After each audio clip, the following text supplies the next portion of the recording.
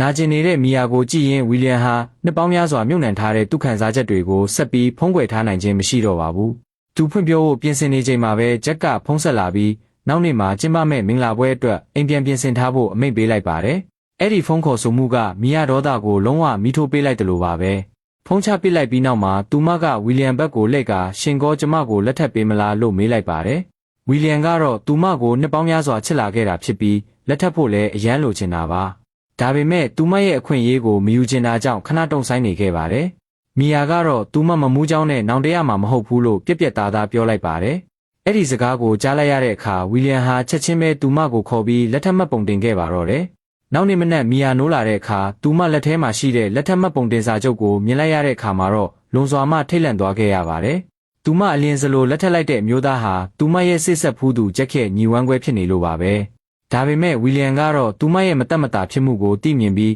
အခုနောက်ဆုတ်ဖို့ကတော့နောက်ကျသွားပြီလို့ပြုံးပြီးပြောလိုက်ပါတယ်။နောက်ပိုင်းမှာတော့မီယာဟာဝီလျံကိုသူမရဲ့တိုက်ခန်းကိုခေါ်လာခဲ့ပါတယ်။ဘသူငားထားတာလဲလို့ဝီလျံကမေးလိုက်တဲ့အခါဂျက်ငားပေးထားတာပါလို့ရှက်ရွံ့စွာဝန်ခံခဲ့ပါတယ်။အဲ့ဒီစကားကိုကြားလိုက်ရတဲ့အခါဝီလျံကချက်ချင်းပဲအဲ့ဒီကနေပြောင်းပြီးသူ့နဲ့အတူလာနေဖို့ပြောလိုက်ပါတော့တယ်။သူမရဲ့အတိတ်နဲ့အဆက်အသွယ်ဖြတ်ဖို့ဆုံးဖြတ်ထားတဲ့မီယာဟာသူမပစ္စည်းတွေကိုတိတ်ဆိတ်စွာထုတ်ပိုးနေခဲ့ပါတယ်။ဒီအချိန်မှာပဲဂျက်ရဲ့ဖခင်ကဖုန်းဆက်ပြီးသူ့ကိုပြင်းပြင်းထန်ထန်စူပူချိန်မောင်းလိုက်ပါတယ်။ကုမ္ပဏီကဒေဝါလီခံရလို့နှီးပါဖြစ်နေပြီးမီယာရဲ့မိသားစုရဲ့ထောက်ပံ့မှုလိုအပ်နေတာကြောင့်မီယာကိုပြန်ခေါ်လာဖို့အမိန့်ပေးခဲ့ပါတယ်။တခြားရေးချယ်စရာမရှိတော့တဲ့ဂျက်ခါမီယာကိုတွားရှာပြီးသူ့ကိုပြန်လက်ခံဖို့တောင်းပန်ခဲ့ပါတယ်။ဒါပေမဲ့မီယာကတော့သူ့ကိုအေးစိတ်တည်ငြိမ်စွာနဲ့အရာအလုံးပြီးဆုံးသွားပြီဖြစ်ကြောင်းပြောလိုက်ပြီးရှင်းရှင်းလင်းလင်းသိရအောင်သူမရဲ့လက်ထပ်မှတ်ပုံတင်စာချုပ်ကိုပြလိုက်ပါတော့တယ်။ဂျက်ကတော့သူမကိုမယုံကြည်ပဲဒေါသထွက်နေတာပဲလို့ထင်နေပါတယ်။ဒါကြောင့်ဂျက်ရဲ့ရှေ့မှာပဲမီယာကဝီလျံကိုဖုန်းခေါ်ပြီးခင်မိုးလို့ချစ်စပွဲအချိန်ချင်းခေါ်လိုက်တဲ့အခါ